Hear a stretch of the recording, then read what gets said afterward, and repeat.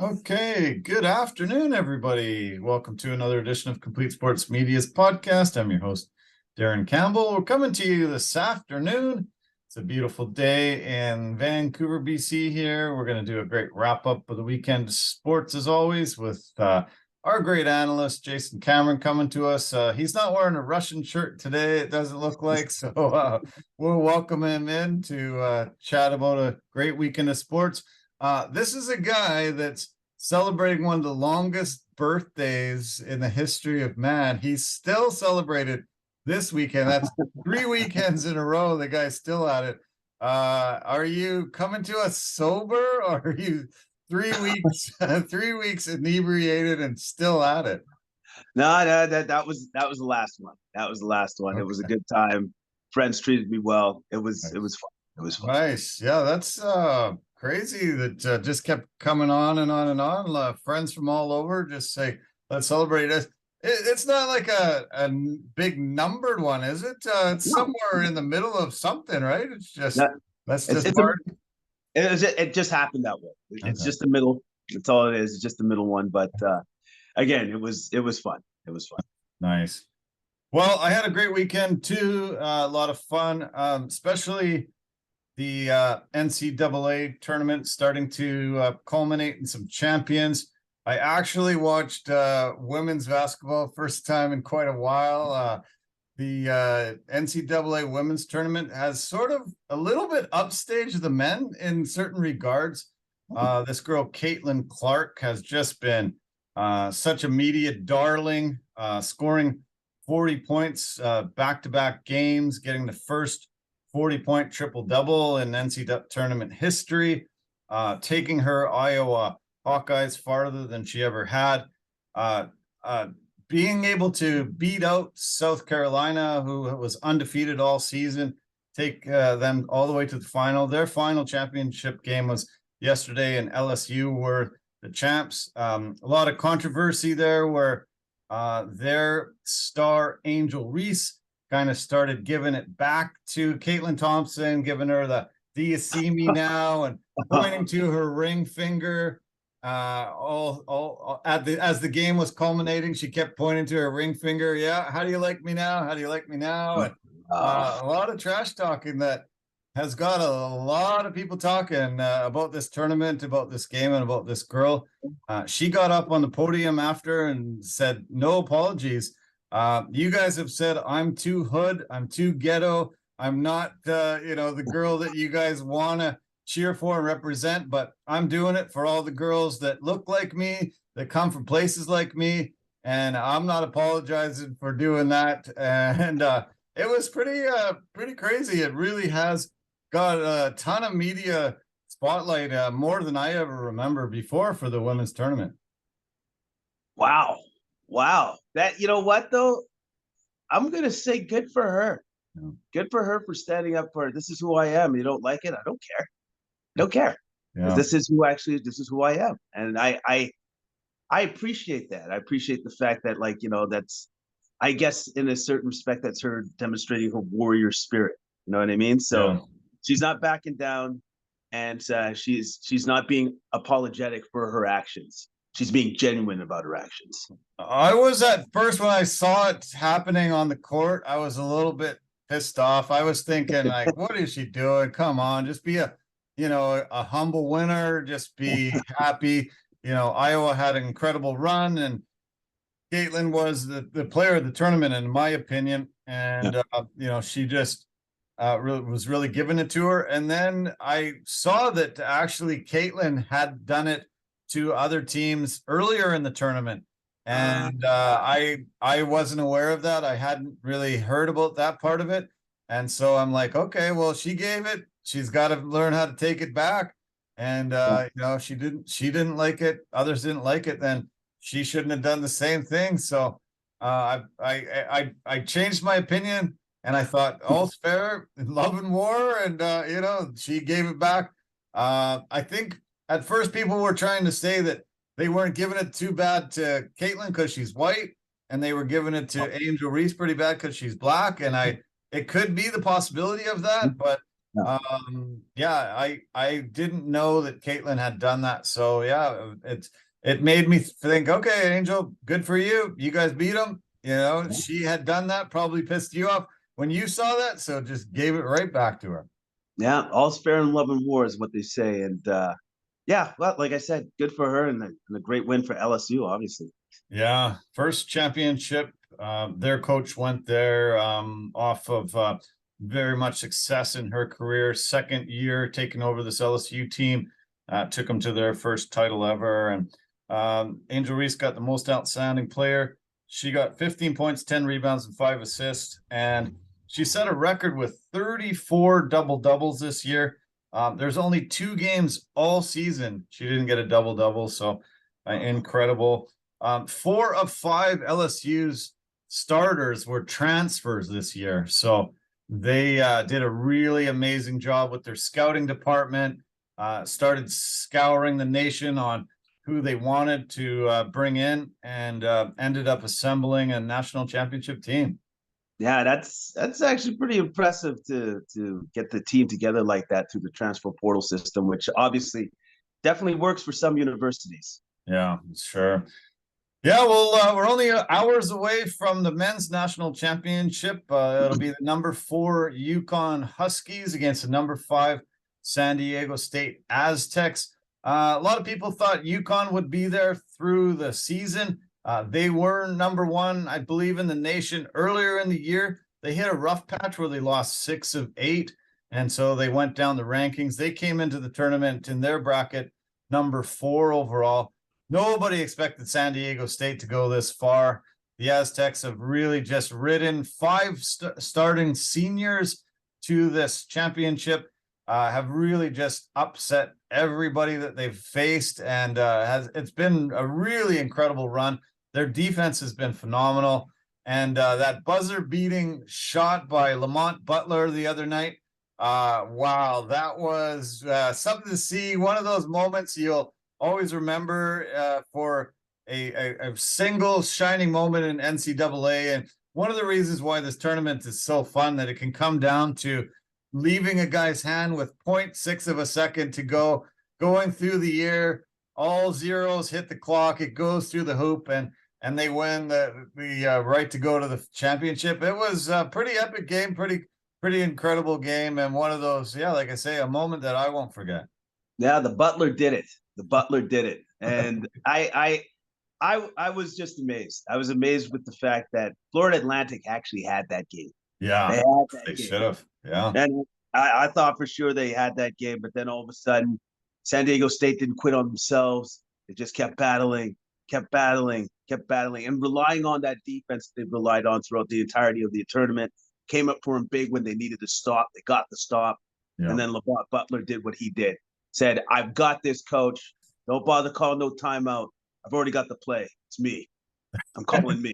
Yeah, he was confident, and that was incredible. I did not expect them to win like that. I thought they would drive towards the hoop. He'd either get a layup or get fouled and go to the line. They were only down by 1, and I just did not expect that you'd see a jump shot, a mid-range jump shot. That's not something that we see too often in basketball anymore. And I think it surprised and shocked everybody. The celebration was huge. Where I was watching it, the place just erupted. The fans were cheering. Everybody just seemed to be dialed in at that moment. And to see it go through the hoop like that was pretty special and pretty cool. This San Diego State team has been great. We mentioned it over the last couple of weeks that basketball has been changed a lot, and there was 1,100 players that entered the transfer portal this year, and a lot of teams have really taken advantage of that. Saw what their strengths and weaknesses were, saw the talent out there that wasn't hitting the floor as a starter, maybe wanted to make a change, and they were able to secure a few guys. All 5 of their guys are seniors, and they're 24, 25 years old. So, you know, this isn't the guys with stars in their eyes looking at huge crowds, you know, the moments getting the pressure to them. They've been around, they're adults, they're in their mid-20s. This is pretty crazy when you see this team against UConn. And I know that UConn actually is about 7.5 point favorites going into this because they've dominated in this tournament every game. But I would never count out San Diego State University in this game. I think they have a real legitimate shot to be national champs. I think they do too, because they've shown their grit, they've shown the determination throughout the entirety of the tournament. They know how to win close games, clearly, and they're not afraid of the moment. They're absolutely not afraid of the moment. In fact, they cherish the moment. They want to be there for that. So, and you know, like what you just said there about them all being seniors, they have the experience, they have the knowledge, they know how to conduct themselves when it comes to these kind of big games. Yeah, they're two other guys, Matt Bradley and Darian Trammell. Bradley transferred from UCLA, and Trammell transferred from Seattle University, so close here.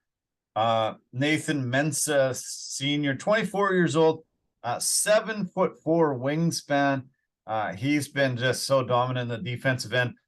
They're actually San Diego State holds a slight defensive edge over UConn. They've allowed only about 63 points a game, more than a point under what the Huskies allow. Their win-loss record is better than the Huskies, 32-6. The Huskies were 30-8. And UConn has averaged more points per game, 78.6 points per game over San Diego, 71.5. So a little bit of edge offensively. But yeah, I've seen them play in so many tight games, really have a phenomenal tournament. And, you know, a lot of people have talked about this didn't really have the great blue bloods in this tournament. And a lot of people were tuning it out as the Final Four came to fruition into this final game. But I think this is great for the tournament. I think a lot of people cheer for upsets when you don't follow the sport on a daily, weekly basis. You tune in, you see a number 16 against number 1, 15 against 2, or you see a 9 versus 5. You're like, okay, I think I'm going to go for the underdog. And I think a lot of people are excited when these underdogs, can keep advancing. I was cheering for number 9 over number 5 going into that game there. And I thought, I'd really love to see Florida State make it because that'll be the lowest seed ever to make the final, right? And, that would be something historic we'll talk about forever. Yeah, like if Florida Atlantic had made it, yeah, they would have been the lowest seed to ever make the finals, ever. And just the fact that they even made it to the Final Four was awesome. And just the fact that all the teams that made it to the Final Four, like if you pick that Final Four, I guess you're Nostradamus. That's what I'm going to give you. You're obviously something about the future because that's not a Final Four that anybody could have ever dreamed of conceiving, personally, for me. Yeah. So. Yeah, I think I sent you an article I was reading where there was 20 million brackets, and I think there was 26 or something like that picked that Final Four. So, which was pretty incredible. I just didn't think a single soul would have been able to ever predict that, and good on them. Yeah. Maybe they do. Maybe they can predict the future because that was just crazy. I don't know how you look at a bracket and would have ever considered those 4 teams going all the way. No top 3 seeds making it. That's just not the way that bracket ever worked. Yes, exactly. Like no number 1s, no number 2s, and no number 3s. Yeah. That usually never ever happens. Yeah. That usually never happens. It's not a thing. Yeah. Well, I think this is going to change the lives of all of these players tonight. Just making this final, you get so much exposure, so many eyeballs on it. It's massive. It's in front of 70,000 fans live in Houston. 70,000 are watching it live. How many more? Tens of millions watching it around the world. It's crazy. I was shocked in quite a bit of a way, though. The ticket prices are less than the women's final were, and that was very, very shocking. Yeah, to get tickets for the women's final, it costs you a lot more money than for this men's final, and a lot of people were pointing to not being, the blue bloods, the top teams, and so a lot of people gave up. Probably a lot of people give up when they do their brackets and their brackets get busted. But Yeah. that was very shocking. I put some details on the website about the women's tickets being more pricey than the men's. That has to be, you know what? I'm gonna say that might be the first time that's ever happened. Yeah. Right? Yeah, Like sure. that just doesn't even when you said it, I'm like, is that actually true? Is that a thing? Yeah, but you're right about that. Like if it's not one of those normal schools that we're used to seeing it all the time, then yeah, I guess the prices for those tickets would go down, because then how many people are San Diego State supporters that are going to be in Houston for that game? Yeah. Or UConn or whatever, right? Yeah, well, it'll be great not only for that university, for that city. That city hasn't had success. You can't point to, San Diego winning, much. They haven't won the Super Bowl. They haven't won NBA championship. They haven't won Major League Baseball. They haven't won hockey. They haven't won, there's nothing that I can remember pointing to for San Diego to get to say we're the best in the world at. And so, I think this will be pretty epic if they do. UConn has won 4 championships before. They've been to 5 finals, and, their women's team has been one of the most dominant programs over the years. And finally, their men's team has really emerged as such a dominant force. But I don't know. I think I'm still cheering for the underdog. Love to see San Diego party tonight and have a championship to call their own. Yeah, I think so. I'm cheering for the underdog as well. I love to see them pop that champagne in the locker room and they win. Hopefully. Yeah, that'll be fun. Yeah. One part of the tournament that I didn't like, for some reason, they have employed these basketballs that are terrible. They're way too bouncy. They look bad on the court when the people are handling them. They have received a massive amount of criticism about it, and it's become quite the story. I have seen so many shots missed that wouldn't normally be missed because these basketballs are too bouncy. People started blaming it that they were inflated too much, and then I thought, oh no, we're talking about deflate gate again and stuff, and some weird things about that. But I just hated the look of the ball, and I really thought it wasn't up to the standards that it should be for this tournament. You're right. They did look odd, didn't they? Yeah. I do remember thinking, I'm like, the basketball looks kind of odd. And I don't know why they just didn't go with their regular look that they've always gone with. I don't know why they decided to do this new look, but I think they've learned their lesson now, and hopefully they just go back to like their traditional look of the basketball and look and feel. Yeah, this ball is called the Wilson Evo NXT. Probably got a huge amount of money to go, with this basketball and this look. But the LSU coach Kim Mulkey, she was complaining about it all the way through this tournament. She just said, "This is unbelievable." She said, "If I was home watching this game, I would have turned it off already." During one of the games early on, because there was a lot of shots that would have normally went down, I think, bouncing off the, layup off the backboard. Normally those are pretty, pretty money shots.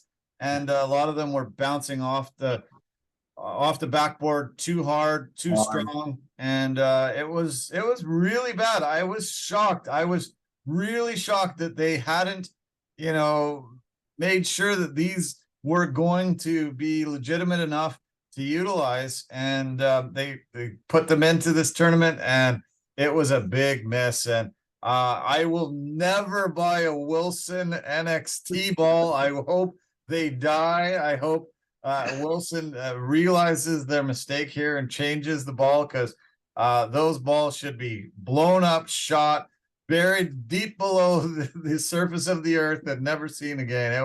It was terrible. Well, obviously there was a sponsorship deal with Wilson to use their basketballs, and then this was supposed to be like their crowning achievement, this ball that they're coming out, right? And then, that's pretty bad marketing strategy if nobody likes the ball.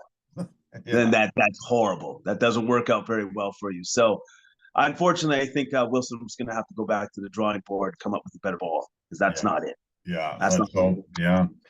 I hope we don't see major changes to this tournament. I absolutely loved it. Got to see dozens and dozens of games. On the men's side, got to actually watch some of the women's side, which I was really happy for them. Really happy that they sort of upstaged the men in some regards and were able to really get a lot of notoriety. I noticed some of the girls already declaring for the WNBA draft, which is happening really soon. We're going to see some of these girls in the pros very quickly. And Caitlin Clark, she set a record for most points ever in a tournament. She just looked incredible. She got 191 points in the tournament. She passed Cheryl Swoops and Shamika Holdsclaw. Swoops had 177 points in 93. Holdsclaw had 155 points in 98. And yeah, Caitlin Clark just loved how gritty, how tough she was, how much she willed this team to this national championship. And if she decides to go pro, I think she'll be one of the top few picks in the draft, and I think she'll have an amazing WNBA career. Yeah, I think she's going to have a great career. I don't know if Angel Reese is declaring, and I look forward to them battling. That's going to be a lot of fun. Yeah. Yeah, Angel's only a sophomore. I think she said that I heard an interview with her today, and I think she said she's planning on going back. She's got more to learn. She was a transfer this past year, came into this program. She said, she learned a lot, had an amazing year, but I think she wants to get more seasoning before thinking of turning pro. So maybe, we're a year or two away from her entering the WNBA ranks. But yeah, I think that'll be must-see TV, the first battle in the pros between those two girls. Oh yeah, I think that definitely must-see TV between those two ladies for sure. Yes. So there's a mixed bag of stuff to talk about outside this NCAA tournament. There's a lot of combat sports that happened this weekend. No UFC this weekend, but a lot of combat sports news. We're going to get in some NBA talk because it's the last week before the playoff start, or the play-in tournament starts next week. Not really a lot left to talk about the NFL, so we're going to leave that to the side. But I want to start with some massive news that has been rumored for quite a while. We've been not sure that it would ever come together, but the UFC has officially bought the WWE. And that announcement came down over the weekend. They will merge these two companies. Officially, Endeavor Entertainment, that owns the UFC, has purchased 51% of the WWE and plan to use their marketing budgets together. This becomes a $21.4 billion company valuation now. And these two companies merging is massive news. WWE just had WrestleMania 38 over the weekend in LA, and it was very, very highly regarded, very well received. And finally, these two entities coming together, I think it's massive news, and I think it's going to just grow both of these companies even further up the sporting landscape. Okay, because I remember hearing that there was another group that was in competition with Endeavor, and I believe it was Rock's group, because Dwayne "The Rock" Johnson had a group as well that was vying to buy the WWE. But clearly, Endeavor has more money, so they won that. Right. I think it's going to be good. I'm very curious to see where the direction of the WWE is going to go. But I believe one thing is for sure is that Vince McMahon is going to stay on as chairman, as CEO. Yeah, a couple of years at least. Yeah. Yeah. So at least for the short term, everything should be fine with the WWE. But then because Vince is an old man now, so he's not going to be staying in that position for that much longer. No. And so then going forward, I'm very interested to see where they're going to take the WWE, what it's going to look like and stuff. But I also want to say I think this is a good this is good for like the UFC fighters. that once they retire and they finish their careers, possibly go to the WWE like Ronda Rousey did. Sure. That's another avenue to make money, and it being a lot less hard on the body. Yeah. But maybe not. It's not as horrible as fighting, but it's still pretty hard. You know what I mean? But Right. at the same time, a little bit less. So at least it gives another avenue for UFC fighters once they're done their fighting career.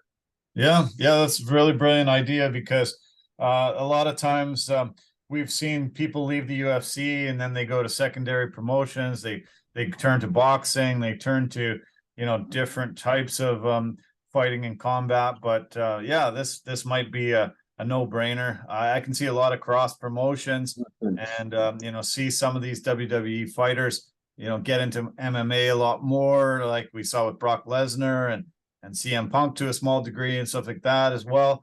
I could see that happening. But yeah, to be able to keep them under the same umbrella, be able to keep promoting them, not lose them to all these other organizations out of there, I think that's great for these fighters and the UFC as a whole. Yeah, I think so too. I think it's great. I just hope that, like Endeavor seems to be pretty smart about making sure that the right people are in the right positions to ensure that their product stays the same standard of quality. Yeah. And so with them keeping on some of the old guard, obviously for the WWE, that's exactly what they're going to do. It's almost as if they're acquiring it, but they're just going to still let it run as status quo. And then possibly do some tweaks or whatever they need to, or cross promotions as time goes along. Yeah. I was surprised. I think they have something like 7,700 employees for Endeavor. So, that's a pretty massive organization. And yeah, I'm sure, they'll definitely maintain status quo for the early stages, I'm sure. But I think once the minds get together and figure out how to the best run this, I think we're going to see a lot of very brilliant marketing and incredible things. And I think it's just only going to grow more. The UFC, they say from this merger and this valuation that they're worth $12.1 billion. They were bought by Endeavor in 2016 for $4 billion. So they've tripled in value in 7 years, 6.5 years. So that's incredible. They value the WWE at $9.3 billion. So two massive sporting entities and the landscape merging like this.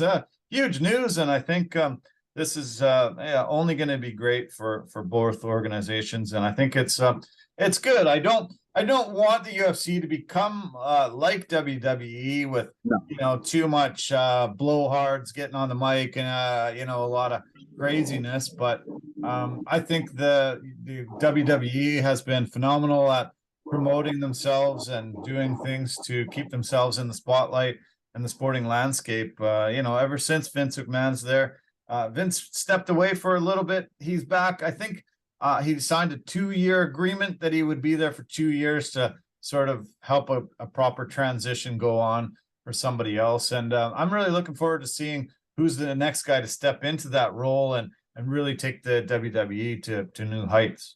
Yeah, I'm interested in who's going to be that person.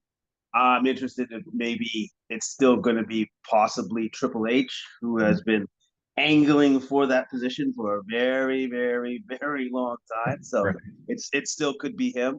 Yeah. But you know what? Good for the McMahons. This is what they built. They built this thing from the ground up. And for them to sell it finally for $9 billion, not bad. Not bad. Yeah, exactly. Yeah. Okay, as I mentioned earlier, there was a lot of combat sports on the weekend. I watched the Anthony Joshua fight. He fought Jermaine Franklin over the weekend at the O2 Arena, got a victory there. I watched some Gamebred boxing. I watched some PFL. I watched a little bit of the Bellator 293.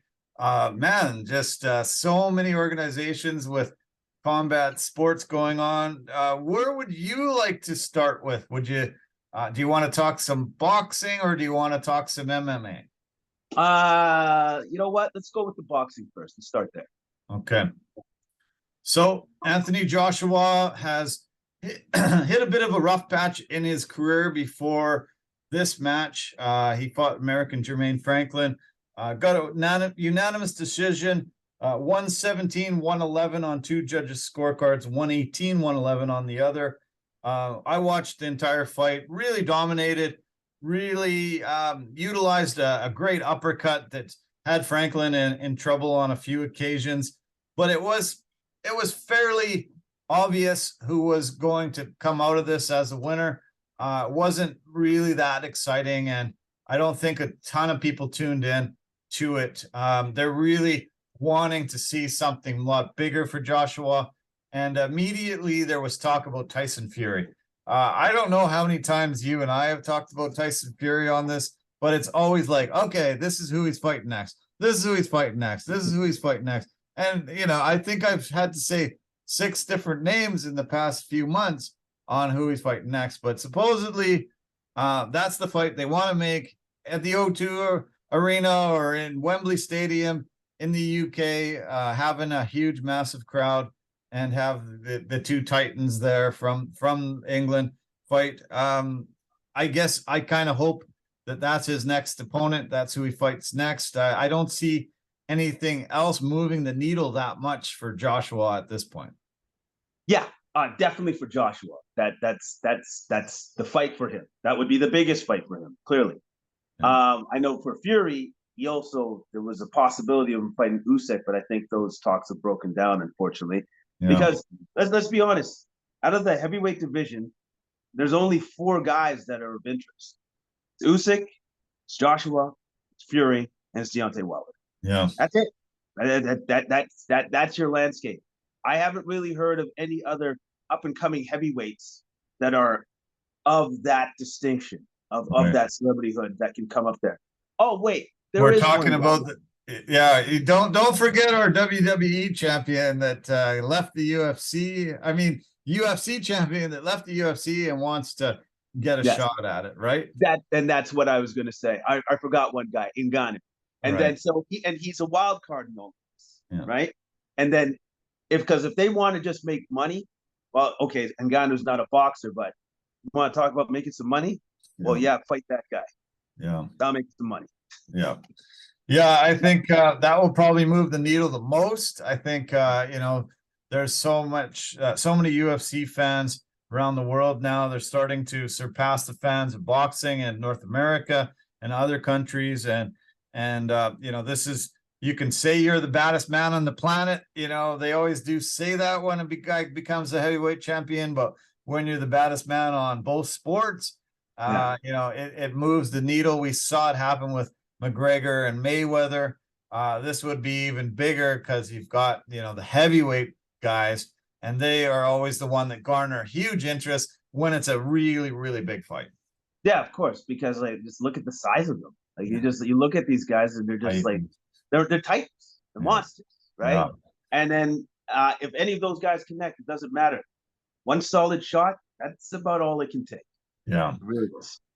Yeah, there was some good fights on the card with the Zone. I watched another card that came out of Texas, and there was some good fights. But why don't we talk about the Gamebred boxing that really seemed to garner a lot of interest? A lot of former UFC fighters that had got into the boxing game. Jorge Masvidal, still very relevant, fighting this weekend, actually, in UFC 287. This Gamebred boxing that he put on, when it was announced, you and I were like, wow, look at the talent that they've been able to assemble here. I was pretty impressed. A lot of these guys, they're still not top boxers, so it wasn't like watching some real pros that have been in the game their entire career. But I think Anthony Pettis won in the main event. It was a majority decision. It was an upset according to a lot of people. Roy Jones Jr. in there, but he's 54 years old. So do you call this much of an upset? What do you think when you hear Anthony Pettis beat Roy Jones Jr. by majority decision? Okay, so this is what I think. Because I actually saw them both up on stage with their shirts off, and I'm just like, all right, so that guy looks like he's definitely been retired. I'm talking about Roy Jones Jr. Yeah. And then maybe hasn't touched some weights in quite some time. Like he didn't come into the fight like Mike Tyson did, where No. all of a sudden Mike Tyson's like, "Oh, that's terrifying. I'm not doing that." Right? Yeah. Yeah. So I didn't expect much from Roy. I'm just gonna be honest. I didn't Yeah. expect much from Roy, and then that's exactly how it played out. So Yeah. Pettis was able to steal it. Pettis is younger. Pettis looked like he actually trained. Yeah, okay. It makes sense. I was surprised. I thought Roy would take it super serious and really look like, he got in his top shape that he could. I didn't think he was, and a bit disappointed there. He has been, retired really for about 4 or 5 years at least, and he doesn't look like he is taking it as seriously as he should have. And to be the main event, maybe Jorge should have saw him with his shirt off, saw what his training regimen was like, and maybe moved it down on the card a little bit. Because that always, that to me, that upsets me if I'm, I'm not saying paying my hard-earned money, but my hard-earned time deserves, some respect, and give me a matchup that I think is worthy of a main event. But the co-main event had Vitor Belfort beating Jacare Souza, unanimous decision. Vitor, has had his ups and downs. He has looked incredible shape. Then, sort of fell off, got himself onto some really good growth hormones and things like that, and that looked like a killer animal. I was expecting him to beat Jacare in this one, but he looked actually pretty good, and he started calling out a ton of people after this one, and I think he's going to be the main event when they do Gamebred 5. Okay, well that makes sense. I want to ask you because I didn't see that fight. Did he look back to TRT Vitor Belfort? Yeah. Yeah. Oh, that's the best kind of Vitor, isn't it? Yeah, it is. Yeah. Absolute killer Vitor. Yeah, he really knows how to make himself look scary, and he gets on that testosterone replacement therapy, and holy crap, he changes from an old man to a young looking guy that really beat you bad. And he looked tough and good, and I would pay to see him fight tomorrow. Yeah, I like see that. I would pay for that because that makes sense to me, because he is a little bit removed, but at least he's still training. He looks good. Like he actually cares. He cares. Yeah. So. Yeah. The other fight that was on the card that we talked about and was highly touted was Jose Aldo, Jeremy Stevens. That ended up in a majority draw. So not the thing that I was expecting and hoping for. Both of them looked a little tentative and did not really put in the effort that I expected trying to get a victory. I think it deserved a draw, and it got a draw. Okay, so both of them didn't want to engage because they knew what was coming back at the other guy, right? Yeah. So it was one of those. So was it as bad as them just kind of standing and looking at each other going, "You throw, no, you throw." I'm not going to do it. Not that bad, but still, it took a long time for them to really put themselves in harm's way. They just kept themselves on the outside, and it wasn't that exciting. The whole card was just okay. There was only 2 knockouts on the main card, 6 decisions. Prelims I barely watched. It was I'd say I give it maybe a C+, something like that. I was expecting a bit more. I'm glad that Masvidal was able to get these big names and really garner some interest in it, but it just didn't live up to what I thought it was going to be. You know what Masvidal needs to do for the next time he puts on an event, because obviously there's going to be another one. He needs to make sure that he's got guys that's just going to, I'll throw caution to win, no problem. I'll fight. Kind of like some guys like Michael Chandler, where there's like win, lose, or draw, you're going to have one heck of a match. It's going to be exciting and entertaining. Yeah, you can get a couple guys like that, of that kind of mindset. Yeah, obviously he's going to compensate them well. But if you get those guys with that mindset, then he's going to have a great shot. Yeah, I agree. And he should be able to suss those types of guys out because that's the type of fighter he has always been, really. Ever since he got a few too many decisions in the middle of his career and realized, hey, I got to just put it all on the line. If I get knocked out, I get knocked out. And, changed his career trajectory and suddenly became such a must see when he was on a card. And I hope he can put together some great talent again, but great guys that are willing to go out on their shield, win or lose. Yeah, because like with this fight coming up for him in the next card for the UFC, if he beats Burns, I'm telling you right now, I think he's fighting for a title. Yeah, a title shot. Like I think because of the history that Leon Edwards and Masvidal already have, which is they don't like each other and they usually throw at each other every time they see each other, which is awesome. So I would love to see that fight, and I love the fact that that Leon is basically like, you know what, Colby, that's great that you want to fight me, but no, you don't get the opportunity. You will not get that chance. I love that. Nah, I don't think so. Yeah, that was phenomenal, and that was very cool. I love that too. Yeah, I'm glad Kobe does not deserve it. Get back to the back of the line, and we'll see you again one day. Yeah.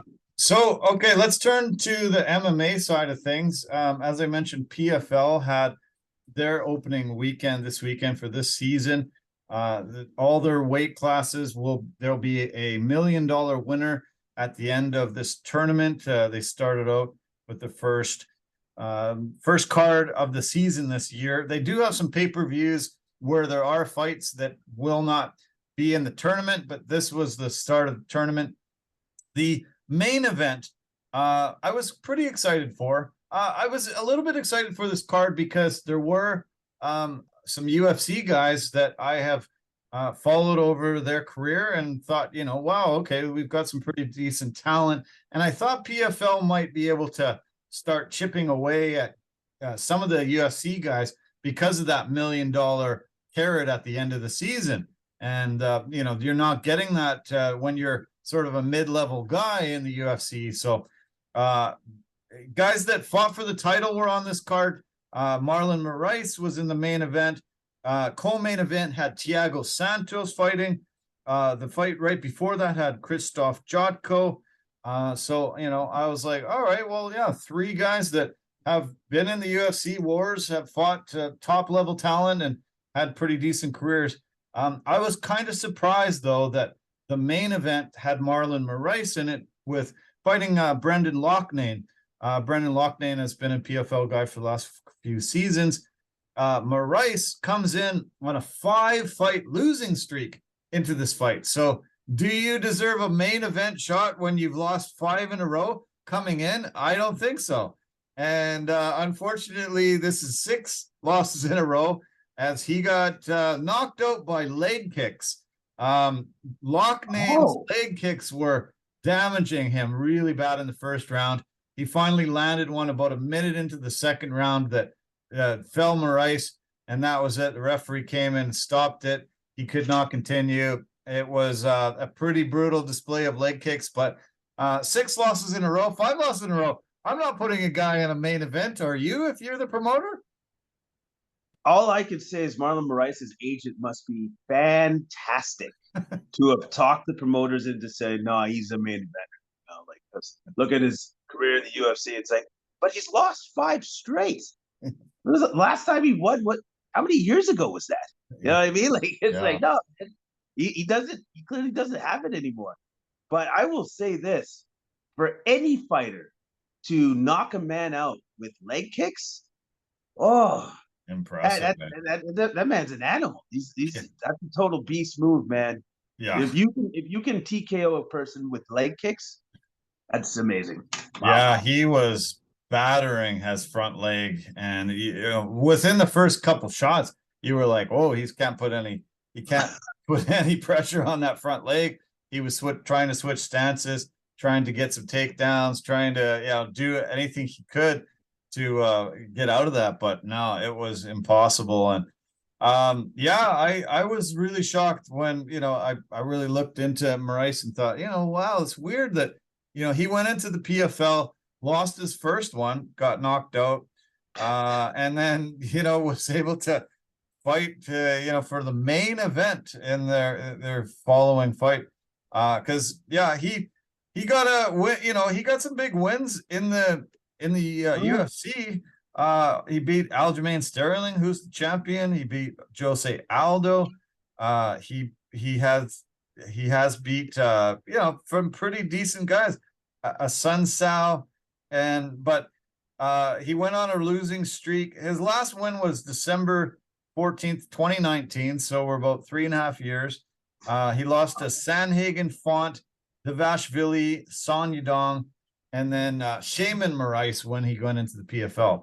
No joke fighters, but still, you really want to have two guys that are coming in with winning streaks, facing each other, or, you're going to be, who's going to be able to take out the guy and stop this winning streak? Not, can this guy stop a 5-fight losing streak? It seemed pretty weird to me. Yeah. I agree with you on that. That's the marketing promoting on that. I think they missed it. They missed on that one for sure. Yeah. Co-main event had a guy, Rob Wilkinson. He beat Thiago Santos by unanimous decision. I thought actually this was a just decision, and Santos, super tough, but he just seemed to just be wanting to land that killer shot, land that knockout punch. Really wasn't as busy, really wasn't, winning these rounds, round after round. He landed the punch a couple times, but not clean, and, lost a decision there. Santos is, no joke. He, fought John Jones, and, some people thought he beat John Jones in that fight, but, now he's in PFL, loses this. We'll see where he goes from here. Yeah, that's unfortunate. But he does have that habit of trying to wait for the big shot, and then guys begin to put points up on the board because he's not being as active as he should be. Yeah. He has that problem with that. He had that in the UFC, and it's unfortunately showing itself again. I think he just needs to get started like a lot earlier, right? Like if he wants to start winning these fights again, like he has to be a busier fighter. And the other fight, Krzysztof Jotko was in. He lost by split decision. I think this decision could have went either way. It was a really tough fight, hard to call. I kind of would have probably given the nod to Jotko on this, but Fleury gets his hand raised on this, and he's on his way towards the $1 million. We'll see how PFL goes. It was good to see PFL on TSN. Our local broadcaster here for you Americans. Free TV. Having a platform all to themselves. No UFC that night. It was good for them, and good to see that they're off and running. They've got some talent there, and I'm looking forward to the season ahead. Yeah, and it's also good to see that their fighters fighting former UFC fighters, they all won. All won, yeah. Yeah, so and that's pretty impressive, because that's just showing that our homegrown talent is just as good. Yeah. Bellator 293, main event had Kat Zingano facing Leah McCourt to decide the title challenger against Chris Cyborg. Kat Zingano ended up getting a unanimous decision, and they will line up Chris Cyborg and her for the featherweight championship coming in the next few months. So Kat Zingano, great fighter, had a really good historic women's fighting career, UFC, other organizations. Bellator put her as the main event, and it was a good fight. I was impressed by her performance. You know what? Now that I think about it, when did she leave the UFC? I can't even remember when she left. That must have been now a couple of years now, obviously. Yeah, because it's not too long ago, but not too long ago though. No. But well, good for her. I think it's always good to sometimes just to have movement. Go from the UFC to the Bellator or whatever, and then also to probably the possibility of making more money was with Bellator, anyways. I'm very curious to see like how she's gonna do against Cyborg. She's still a pretty scary woman. She's still a scary woman. Yeah. Yeah, yeah, very scary, and yeah, I wouldn't want to be facing her. But yeah, we have seen her lose, so she's not unbeatable. And yeah, we'll see. Cyborg, I think, is in a bit of a contract battle with Bellator currently. She hasn't fought in a little while, and I heard that she wants more money, and Bellator is not wanting to meet her demands at this moment. So this fight isn't, guaranteed, but it's one of Bellator's top draws on the women's side. So I think it gets done. I think it definitely will get done at some point, somehow, some way. They'll negotiate. They'll find a common ground, and they'll get it done. Yeah. So a bit of sad news over the weekend. A female wrestler in the WWE. Her name is Lynette Martinez, but most people know her as She-Hulk. She attended the UFC event, not this past weekend, but the weekend before in San Antonio. And after the event, she was supposed to meet up with somebody that said that he was going to introduce her to the UFC brass and some of the UFC people, and she has went missing.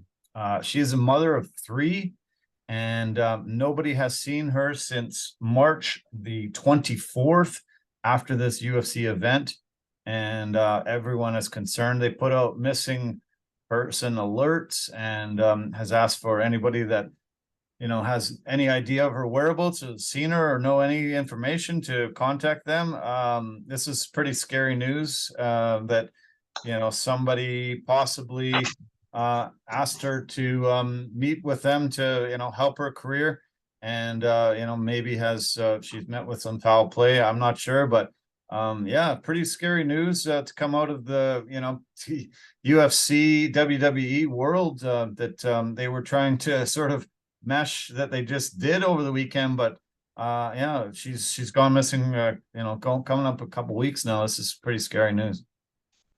Man, that's it's sad and it's terrifying. It just reminds you about how you need to be careful about people that you've never met, you don't know, especially if they tell you to meet at some designated spot that doesn't have people around.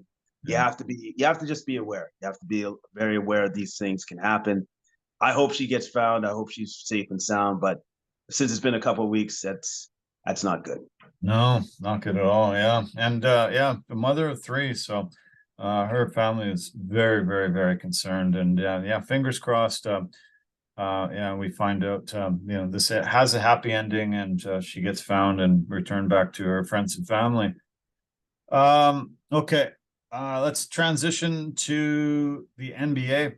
Last week of the regular season. Can't believe it's upon us. It seems like it's just flown by for me. We've been covering the NBA pretty heavily all season, and it's amazing that yeah, we're down to the last few games for every team. Seems like the playoff matchups are really coming into form, and this is yeah, going to be great to see how it all comes together. The regular season ends this Sunday, and then we get the play-in tournament, which starts on Tuesday. We get games Tuesday, Wednesday, and Friday to decide the top 8 teams. Yeah, I'm amazed that it flew by this much, but I'm excited for the playoffs ahead, and to get to finalize these matchups finally. It's going to be fun. Yeah, it's going to be fun. There's one team that I would say that I'm surprised. They've surprised me, because I thought they would have had a free fall from grace from where they were to where they are now, and that would be the New Jersey Nets. Brooklyn I Nets. thought they I thought they Nets. would have fallen out of playoff contention completely by now, Yeah. but they actually haven't. So they're holding on right now. They're in 6th in the Eastern Conference. Yeah. I have a feeling that they're going to make it, which I think is a credit. I'm going to say basically that's a credit to the GM and to like the New Jersey Nets staff, because of dealing with those two superstars, the way they did, and getting what they got back from it. I think that's the best they could have asked. Yeah. Yeah, very shocking. I thought they were just going to plummet down the standings, and we were going to see them maybe in the play-in, but Sixth Yeah. place still, you know, really solidifying a guaranteed playoff spot. It looks like only they got a 2-game lead on Miami, but you said New Jersey about 3 or 4 times. They're Brooklyn now, so Brooklyn, you know, sorry. don't upset the Brooklyn fans. But Right. it's incredible. Mikal Bridges has been absolutely incredible since he's been there, and he's really just emerged as the leader of that team. And Spencer Dinwiddie, this team, you know, I think they got some great talent. They don't got any superstars there, but they're playing very, very well. Yeah, they got good pieces. They got good pieces, and now Mikal Bridges can actually be the highlight of the team instead of just being like the supporting cast. So I'm impressed. I'm impressed. Yeah. So if you're not familiar, as a viewer, listener, of how the play-ins work, this is how it plays out. On Tuesday, the number 7 and number 8 matchups happen. So the Eastern Conference goes first. They will have 7 and 8 team facing each other. At this moment, it's Miami against Atlanta. Raptors are tied in record with Atlanta, but the tiebreaker favors Atlanta right now. So it would be Miami against Atlanta in the first game. And then in the second game on Tuesday, at this point right now, it's the Lakers and the Pelicans. Lakers, actually, since LeBron has been back, have been really, really playing well. They're on a 3-game win streak, 7-3 in their last 10, and really have started to emerge. They do have a shot, actually, at even moving up the ranks even further. But at this moment, it'd be the Lakers and the Pelicans to face each other on Tuesday. On Wednesday, it's the 9 and 10 games that will be featured. So in the East right now, it's the Raptors and the Bulls. Raptors have been playing pretty decent. The Bulls also, you know, starting to emerge again. They went through a really rough stretch, but not bad right now. It looks like they might hold off the Wizards and Magic. I think that they're sort of solidified into that 10th position with a 4-game lead now, only a few games to play. So I think we can definitely say the Bulls are going to be in this game. Not sure exactly if the Raptors or the Hawks will be in that or not. And then the second game on Wednesday, we'll have the 9 and 10 teams, the Minnesota Timberwolves against the OKC Thunder. At this moment, there are some possibilities that the Jazz, the Mavericks could be in this game. The Pelicans or the Lakers could fall down, but at this moment, good. I'd bet a lot of money that Minnesota and OKC will face each other on Wednesday. So then they'll have a day off once those games happen. And then Friday, we will have the East start first, as always, and it'll be the loser of the 7-8 game will face the winner of the 9-10 game. And the winner of that one will get 8th place. Obviously, the winner of that first 7-8 matchup gets 7th place. And in the afternoon game, it'll be the loser of the 7-8 and the 9 and 10 on the west side. So hope you followed that. Hope you understand how that came together. Did I explain it well enough, Jason? It's pretty clear. Pretty clear to me anyways. Okay.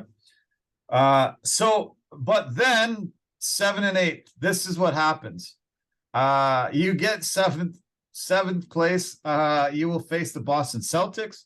8th place, you'll face the Milwaukee Bucks in the East. So careful what you wish for. It'll probably be a short series for either team having to face it. In the West, I think there's a bit of a shot for some of these teams. If the Lakers are in there, with LeBron and AD and a healthy squad, they could do some damage possibly against Memphis. Denver has been pretty solid all year. They've been in first place all year. That 8th position right now is the Pelicans. I would definitely favor Denver in this one. Jokic has been out the last couple games and dealing with a few nagging injuries, obviously, but Denver's, by far and away, I think the most solid team in this conference and really has a chance to go far. So It's great that you make the play-in, great that you make the top 8, but going to face some stiff competition moving forward. Yeah, very, very stiff competition. And the Pelicans would be in such a better position if there was that certain player that hadn't gotten injured and still dealing with a hamstring injury, Zion Williamson. Yeah. And that's the conundrum that the Pelicans are facing right now. Wow. How do we keep this guy healthy enough to stay in? Because when he was in, Pelicans were number 2 at one point in the West. Yeah. That's how good they were. They were up there, yeah, for a long time. And I hate to say this, but I think Zion Williamson is going to be injury prone his entire career. I just do not see him figuring it out. I saw how much he ballooned up when he was off court. He put on about 40 pounds, it looked like. And a professional guy that really wants to be at the top of his game and continuing to get better just doesn't do that. It just doesn't do that no matter what. Even if you're not playing, you're still trying to keep yourself in tip-top condition with all the benefits that you have by being a professional athlete, all the ability to, have the people in place that can keep you in shape. It really just discouraged me and made me wonder if he's going to be able to stay healthy and keep as one of the elite talents in this league. I sort of doubt it myself. What he needs to do is to talk to some of the veterans, like reach out to LeBron or somebody like that has this record of longevity, durability, and just go, well, what are you doing? How are you keeping your body in shape? Like if he actually cares, you know what I mean? Like if he really wants to be there for his team and his teammates, by just being on the court, then that's an important thing. And then that would be sacrifices being made. Donuts, can't eat those all the time. Sugary drinks, no. Celery and carrots, that's what we're gonna be raising you on. So I think there might be a recommitment that he has to make for that to happen. But he'd have to make that, and also too, the Pelican staff have to just try to come up with a game plan to try to keep him on the court, because once he's on the court, it's magic, man. That dude, he's got it. Whatever that it is, he's got it. Yeah, they got a lot of talent. Ingram's a talent, McCollum. They got a lot of good players on that team, and they could go far if he's there. But the one thing that did surprise me was I watched the game the other night, and during a timeout, he came off the bench. He was in a chair behind the bench. He came off the chair, came into the huddle, and was really giving it to the guys. Was really saying, "Hey, we're not pounding the boards. We're not doing this. We got to get this." And he was really vocal. And even though he was wearing one of the craziest looking chains you ever seen, was wearing some crazy outfit, he seemed like he was really into the game and was really giving it to guys that he didn't think were given enough effort. So I'm glad he hasn't checked out. I see a lot of guys on the bench when they're wearing their crazy outfits and big chains and stuff. I was happy to see that he's still mentally with it. Yeah, and that's what you need to see, because he's supposed to be one of the leaders on the team. So he better be like that, because if he's not like that, and then he's also not in shit like that, that's just a recipe for disaster. Yeah. So at least it's a good thing to see that he's actually mentally still focused and checked in, because going forward, that will pay dividends for the team. We'll see if he comes back. I'm not sure. We get conflicting reports, and nobody seems to really know exactly if we're going to see him by the playoffs. But there are some great news that we will see a return from a guy that's been missing for 22 games for personal reasons. Andrew Wiggins is supposed to be back within the next 24 hours, I hear, and will emerge back with the Golden State Warriors, going for a defense of their NBA championship. And he's a piece they've really, really missed, and he'll be a great addition. He's not been out from an injury, so he probably won't need a lot of time to get back to basketball shape. Hopefully he has been at least working out a little bit and keeping the legs working a bit. But I'm really thrilled and happy that at least Golden State will be full complement of guys heading forward to try to defend their title. They can't win without him. Yeah. Simply said, point blank, they can't win without him. So I'm glad that has the ability to come back to the team and make a run for whatever it's worth. So good for him. Yeah, it's going to take him a couple of games to, I think, get his legs underneath him, but I think it's only just going to be that, a couple of games, and he should be good to go. It's been really fun seeing Gary Payton back. He's had a couple games under his belt. Looks like he's having as much fun as ever, smiling a ton, diving for balls, being that defensive presence, and a guy that really is crucial for a big run in the playoffs. Yeah, he's absolutely essential. Like he's the defensive stalwart. He's one of their best defenders on the wing. So it's great that he's back. It kind of sucks that he even had to leave in the first place. Yeah. If you really think about it, because they kind of had to do this roundabout thing just to even get him back into the fold. And then the trade almost didn't happen because the Trailblazers lied about his condition with his injury. So, but I love the fact that Golden State said, no, you're still our guy, even with the injury, whatever. You just can't trust the Trailblazers going forward. Got it. And so it's good to see him out there. Yeah, I'm glad you brought that up. The NBA and the NBA Players Association has agreed on a new CBA this weekend. They will be moving forward with a 7-year agreement, stopping any possibility of a strike or labor stoppage. This is great news, huge news. I'm glad they were able to come together. It is implementing a lot of changes that will affect teams like the Warriors. The Warriors were unable to keep Gary Payton II in the fold because of the salary cap restrictions and issues that they had because they were maxed out. This will actually harm teams like the Warriors, but it will it has ability to help teams with more than 2 superstars. They only had 2 exceptions where you could sign the guy to his bird rights above the cap numbers, max contracts. There's these super max contracts where they only allow 2. They do allow more than 2 now, so that will help in that regard. There are some really good wordings in there, but it's trying to bring a little bit more of the lesser lights up, and some of the teams that draft well really build their team through their farm system and bring them along.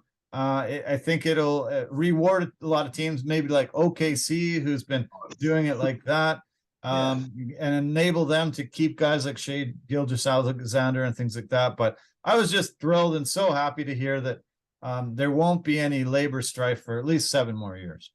Yeah, no, that's great. And then I also heard too that if for any player, for them to win like their individual awards, they have to play at least a minimum of 65 games. 65, they will not be. And I think that's great because that's incentive for these guys to, play. Yeah, yeah, exactly. Yeah. Well, you and I talked recently about load management and what they're going to do to stifle it and stop it from happening so often. That that's one of the things. Hopefully there's a little bit more in the agreement. I haven't poured over the entire agreement. The last agreement that they had in 2017 was almost 600 pages. So this one will be, it'll take a while to go over, but you're right. That's a really key one. You cannot be MVP. You can't be rookie of the year. You can't get any of the major awards, and all NBA consideration if you haven't played at least 65 games. So I think that was very smart, and I'm glad that they worded that in there. No, I think it was absolutely essential, and especially it's essential because now they can go when they have to redo their TV deals, saying, "Well, look, we got it in there. It's in writing now with the union. 65 games. Yeah. So like at least 65 games, most of our stars will play." Exactly. Yeah. The Warriors played last night against Denver. Denver was missing Nikola Jokic, so Golden State was expected to give them a good run for their money. Klay Thompson missed the last 2 shots at the end to Unfortunately, Golden State lost 112-110. Thompson missed a wide open three, got it back a second time, and was blocked by Jamal Murray on the buzzer beater. And Warriors, I don't know. I don't know what to expect from them going forward. They're the defending champions. Right now, they're sitting in sixth, as we mentioned, but I don't know. What do you think we're going to see from the Warriors? Do you think they can make a legitimate run at this title again? I think it's going to be hard. I think it's going to be hard because they don't have the continuity, because they really haven't played together with their top starting five for a very, very long time, right?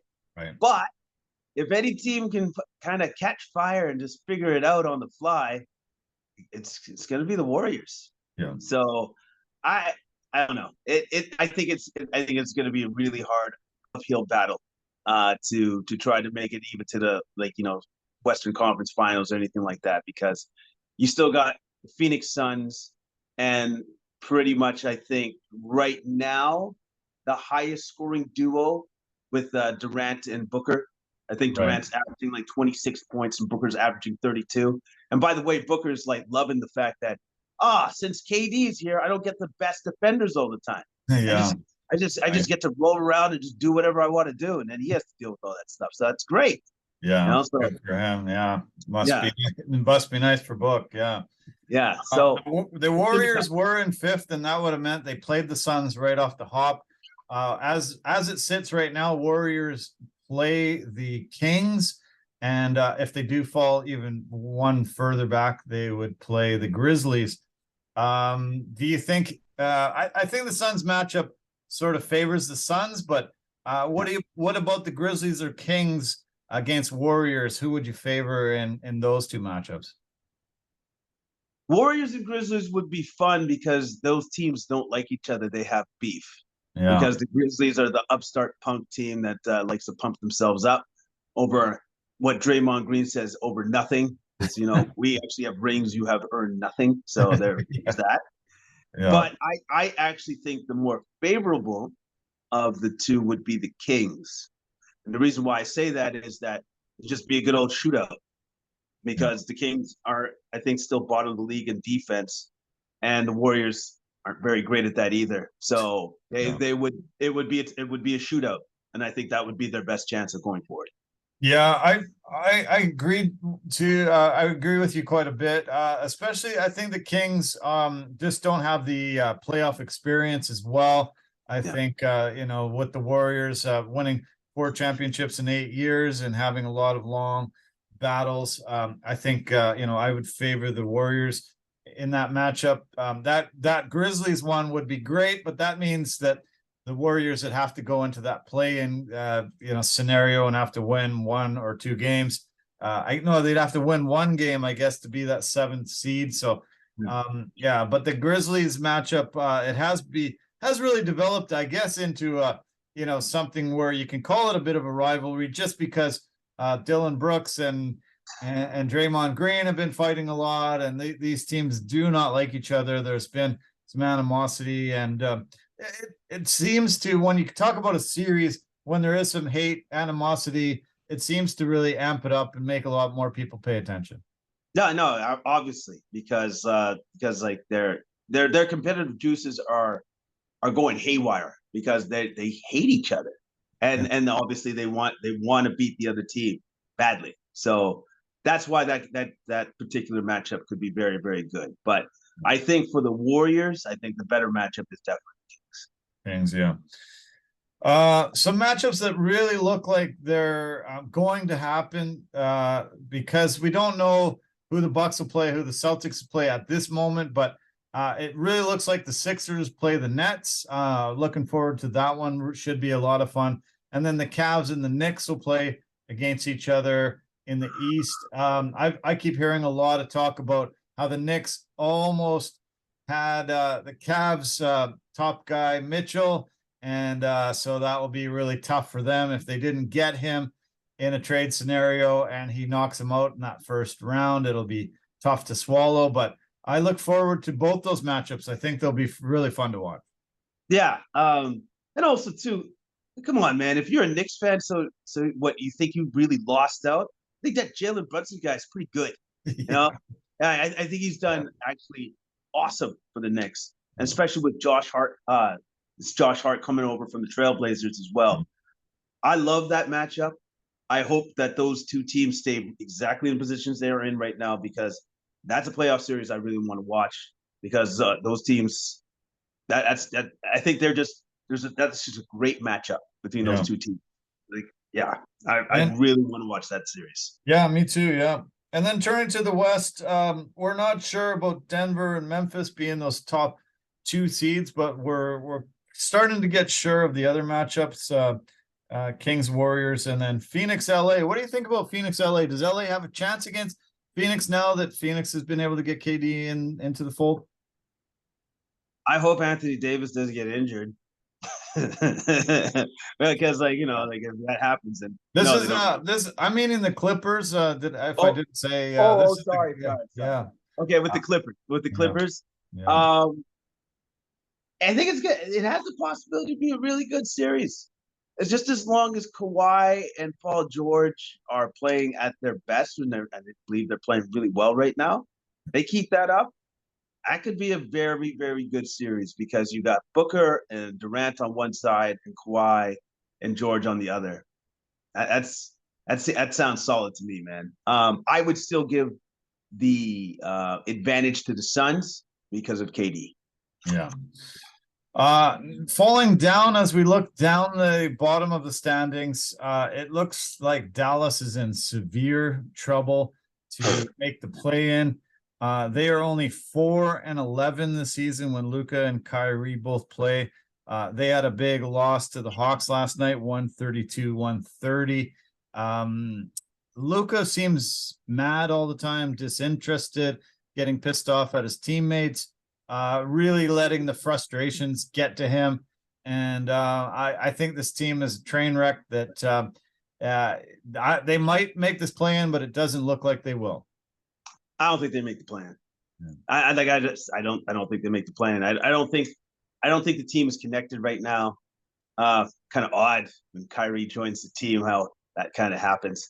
Anyways, I'm not saying it's his fault. It just kind of happened that way, I guess. Yeah. So I don't see it happening, man. I think they made a mistake going for Kyrie, because as good as Kyrie is, you already had Spencer Dinwiddie. Like, how much of an improvement was Kyrie over Spencer Dinwiddie? I don't think it was that much. True. Personally, I just don't think it was that much. Yeah. And then plus on top of that, you gave away defensive stopper, and now you don't have that defense. You don't have rebounding. You don't have defense or rebounding. And most nights, your top rebounder is Luka, who's trying to do everything. Like, I think there was a stat that said Mavericks win when Luka's like 37 to 38 points, and they lose when he only scores 33 or 34. Like, so everything is dependent upon all on his shoulders. It's all on his shoulders. Yeah. And then Kyrie's going to do his thing. He's going to score points, but he doesn't play defense like that, because he's smaller. He's a smaller guard, smaller player, and so he gets taken advantage of. And he doesn't have the defensive chops like that. So I'm saying, I don't blame Kyrie. I just don't think the move that the Mavericks made was good for improving their team. Yeah, it wasn't the right move. That's true. Yeah. Falling down to the bottom of the league, these are the teams that have the chance to draft Victor Wembanyama out of France. Pistons, Rockets, and Spurs all have a 14% chance at the first pick. The Hornets follow in fourth with a 12.5% chance, and the Trailblazers are in fifth. They ended up winning yesterday, pissing all their fans off, because now they're in fifth with a 10.5% chance to get the first overall pick. So, yeah, a lot of team tanks, but I do like that the NBA doesn't weight it too much in the favor of who finishes last. It's only a couple of percentage points away when you're top 5 for getting that first overall pick. And, Wembanyama, 7'4", seems to be definitely everybody's consensus number 1. I think he's going to be a difference changer for any organization that gets him. it'll be interesting to see who wins that draft lottery. Yeah, again, this guy, the guy is like a unicorn. I just saw another Instagram post of him going like pounding it through the legs, double, and then he does a step back, 3, misses, but then drives hard because he knew he missed, grabs the rebound, dunks it. Yeah, and he jumps from the middle of the key. And so I'm like, okay, yeah. There's a reason why these teams are tanking. And I think there's a reason why. I don't know if the Trailblazers did it, but they were talking about shutting down Dame for the rest of the year. Yeah, I think that's smart. Yeah, and why not? Yeah. Well, it sucks for Dame because he's like, I'm not hurt. Wait, what? Yeah. Wouldn't that suck where you're just like, okay, I'm an ultimate competitor. I understand why we're doing this, but I would prefer to play instead of going, yeah, we're just gonna give you an early vacation. Go enjoy your family. Have fun, man. Yeah. Yeah, some guys would be happy with that, but not him. Not him. Not a competitor like him. Yeah, they can't make the playoffs. They've been eliminated, but 4 games left. Yeah, you don't want to, I guess you don't want to run the risk of getting him hurt. And it makes sense on one side, but for Dame, I think he's probably not happy to hear that kind of talk. No, of course not. So, and then with that being said, too, I wonder how much longer he's going to put up with this. Yeah. How much longer is that guy going to say, I'm still satisfied with being a Trailblazer? Because at first I thought that they made some great moves, and then it just didn't culminate into winning basketball, clearly. So I wonder how much longer he's going to stay a Trailblazer.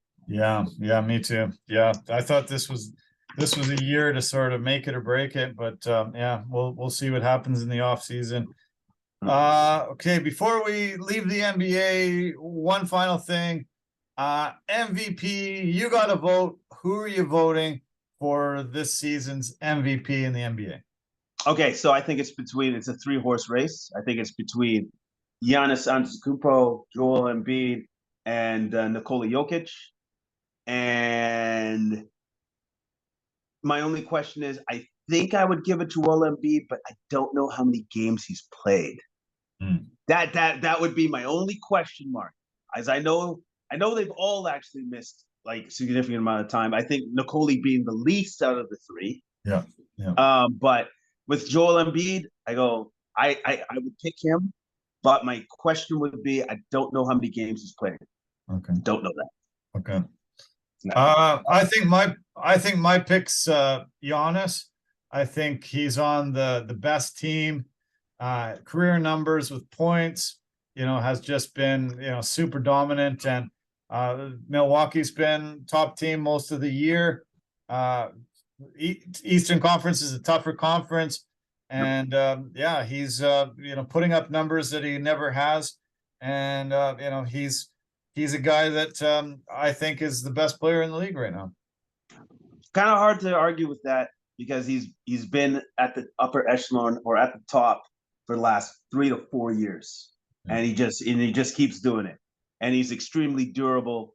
And their team is amazing. Like look at that. Like they just keep getting better. They got Joe Ingles, they got Jay Crowder on that team. Hard to argue. I would say this: it's hard to argue with whoever you want to pick out of those 3 guys. That's really true. Hard. Yeah, that's true. Okay, so who do you got tonight? National championship on the line. We got UConn against San Diego State. Who are you picking? I'm picking San Diego State. Nice. I'm picking the darling. I think they really showed something from their Final Four where they played Florida Atlantic, and they came back down from 14, battled, and then the Butler just said, "Got it, boys, all good." Yeah. It'll be pretty cool if it comes down to the ball in his hands again. That would be awesome to see. I hope it's a really close, tight game. I can't wait for it. I'm super excited.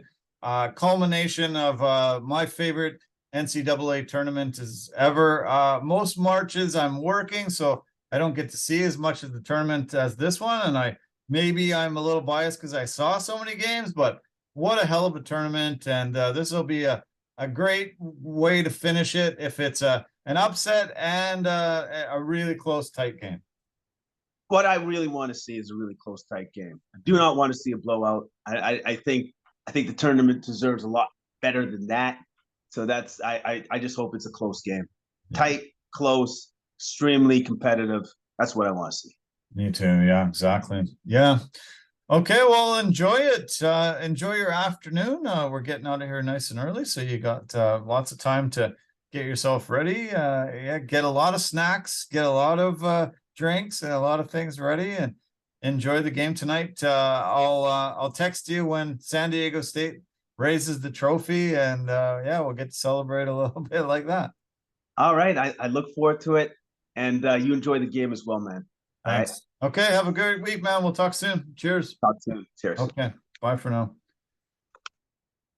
Okay, well, that was another great podcast in the complete sports media world. A lot of fun, covered some great things. I hope you enjoyed it as much as I did.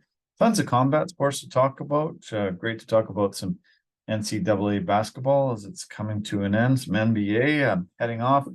NHL is on the cusp of the playoffs as well. Got to see a lot of that myself.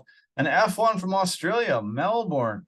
Yeah, it was pretty good. I was in the bar restaurant watching the NCAA, watching the boxing, some of the other sporting events that were going on, and then all of a sudden all these reservations were happening for all the tables around us, and started wondering, oh, okay, I wonder who's coming in. And all of a sudden I heard that a huge group was coming in to watch the F1. So that was cool. I'm glad F1 is becoming so big around here. That Drives to Survive on Netflix has really just rejuvenated North America to how great F1 can be.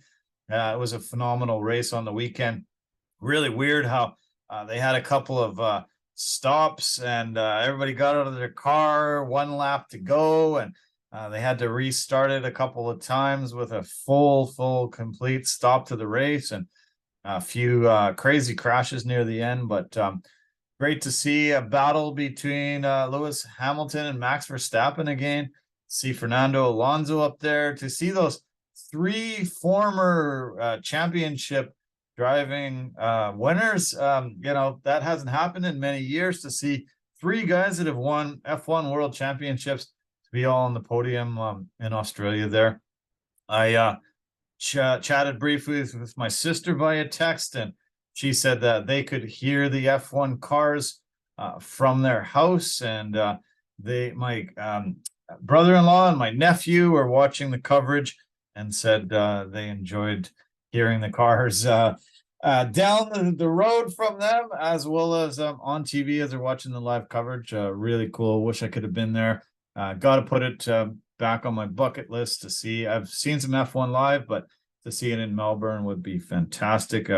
Massive crowds there, record-breaking crowds. And my sister did actually went to that Drive to Survive for it, really reinvigorating it in down under in Australia there. So it's it's fun. If you haven't tuned into F1, do so. Watch some of that Drive to Survive. I think it'll turn you into a fan, and you'll have another sport and a passion to follow and enjoy on the weekends. It's a little tough sometimes in North America to follow it because it's so early in the morning. This one was a late Saturday night, being in Australia, but that's why we've got PVRs. God invented PVRs to help you just wake up on Sunday morning typically, and you can watch the racing in its entirety, and you don't have to tune into anything else, and you'll get to see some great racing. But anyway, thanks so much for tuning in and watching as always. Really starting to get some great subscribers, getting a lot of great feedback on our content. I love that baseball one we did last week. Getting a lot of people saying they loved it as well. So can't wait to get some of those guys back on for some podcasts. And yeah, make sure you tune in to our website, our podcasts. A lot of great fun things to watch and listen to.